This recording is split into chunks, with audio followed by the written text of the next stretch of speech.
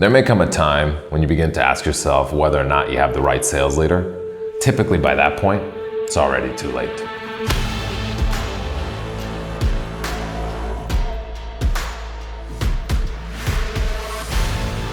Whether to keep your sales leader or not, this question usually comes up right after you miss targets. I think it's very important to understand how you missed the target, right? Did you miss your target by a lot or a little? If you missed your targets just by a little bit, it's important to understand how were those targets missed. When you miss it by a little bit, were the weekly milestones missed? Were the monthly milestones missed? Were there milestones set at all? Were we tracking towards them? If not, were there adjustments made? If there was no adjustments made, how can you anticipate that something would just magically change?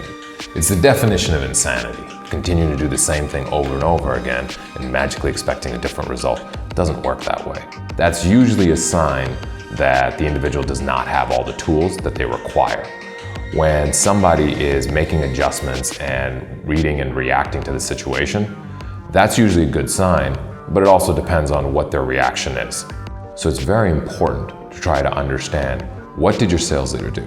Termination usually is the last recourse that you have because there is no coming back from that. And that doesn't mean that you should be afraid to terminate. It's just make sure that you know that this person has no role in your organization before you terminate them. Consistently missing targets and not being able to make adjustments to hit said targets is usually a problem and typically indicative of that individual not being a good fit for that role. However, that doesn't mean that they should not remain in that organization.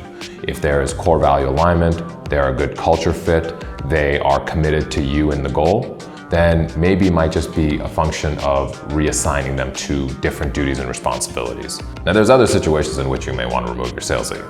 If they are making everybody else around them worse, or they're creating a toxic environment that is not conducive to growth and actually being able to scale a team, those are probably the two main reasons why you wouldn't want that sales leader to continue working with you.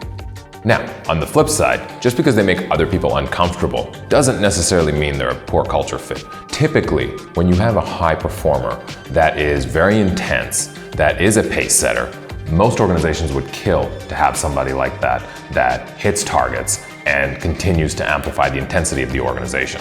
So it's very important to try to understand, is this person a poor culture fit and is toxic, or are they intense and everybody else around them is looking to actually bring them down? And that is really the kind of the main thing that you as a leader have to understand. Do I have the right person in the right seat? Or do I have somebody that is making everybody else uncomfortable and they're a poor fit?